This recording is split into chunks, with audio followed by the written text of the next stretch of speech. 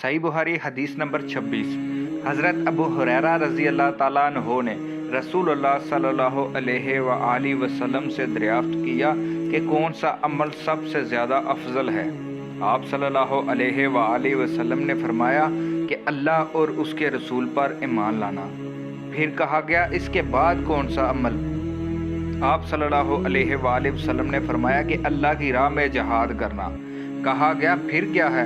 آپ صلی اللہ علیہ وآلہ وسلم نے فرمایا کہ حج مبرور۔ صحیح بخاری حدیث نمبر 27۔ رسول اللہ صلی اللہ علیہ وآلہ وسلم نے چند لوگوں کو کچھ عطیہ دیا اور ساتھ وہاں موجود تھے۔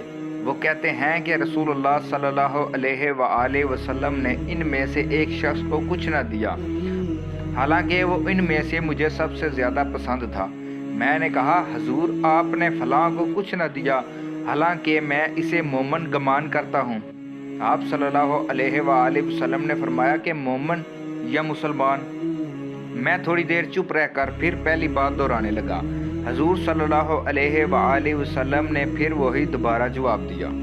پھر آپ صلی اللہ علیہ وآلہ وسلم نے فرمایا کہ اے سعد، باوجود یہ کہ ایک شخص مجھے زیادہ عزیز ہے، پھر بھی میں اسے نظر انداز کر کے کسی اور دوسرے کو اس خوف کی وجہ سے یہ مال دے دیتا ہوں کہ وہ اپنی کمزوری کی وجہ سے اسلام سے پھر جائے اور اللہ اسے آگ میں اوندا ڈال دے۔ صحیح بخاری حدیث نمبر 28۔ ایک آدمی نے رسول اللہ صلی اللہ علیہ وآلہ وسلم سے پوچھا کہ کون سا اسلام بہتر ہے؟ آپ صلی اللہ علیہ وآلہ وسلم نے فرمایا کہ تو کھانا کھلائے اور ہر شخص کو سلام کرے، ہوا اس کو تو جانتا ہو یا نہ جانتا ہو۔ صحیح بخاری حدیث نمبر 29۔ حضرت صلی اللہ علیہ وآلہ وسلم نے فرمایا مجھے دوزخ دکھائی گئی تو اس میں زیادہ تر عورتیں تھیں جو کفر کرتی تھیں۔ کہا گیا حضور کیا وہ اللہ کے ساتھ کفر کرتی تھی؟ آپ صلی اللہ علیہ وآلہ وسلم نے فرمایا کہ خاوند کی ناشکری کرتی تھیں اور احسان کی ناشکری کرتی تھیں۔ اگر تم عمر بھر ان میں سے کسی کے ساتھ احسان کرتے رہو، پھر تمہاری طرف سے کبھی کوئی ان کے خیال میں ناگواری کی بات ہو جائے تو فوراً کہہ اٹھیں گی کہ میں نے کبھی بھی تجھ سے کوئی بلائی نہیں دیکھی۔ صحیح بخاری حدیث نمبر 30۔ سلیمان بن حرب نے بیان کیا، کہا میں ابو ذر سے ربدہ میں ملا، وہ ایک جوڑا پہنے ہوئے تھے اور ان کا غلام بھی جوڑا پہنے ہوئے تھا۔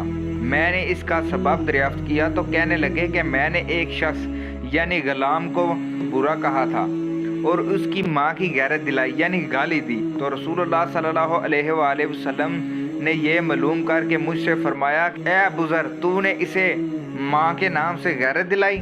بے شک تجھ میں ابھی کچھ زمانہ جہلیت کا اثر باقی ہے۔ یاد رکھو ماتحت لوگ تمہارے بھائی ہیں، اللہ نے اپنی کسی مصلحت کی بنا پر انہیں تمہارے قبضے میں دے رکھا ہے، تو جس کے ماتحت اس کا کوئی بھائی ہو تو اس کو بھی وہی کھلائے جو آپ کھاتا ہے اور وہی کپڑا اسے پہنائے جو آپ پہنتا ہے، اور ان کو اتنے کام کی تکلیف نہ دو کہ ان کے لیے مشکل ہو جائے، اور اگر کوئی سخت کام ڈالو تو تم خود بھی ان کی مدد کرو۔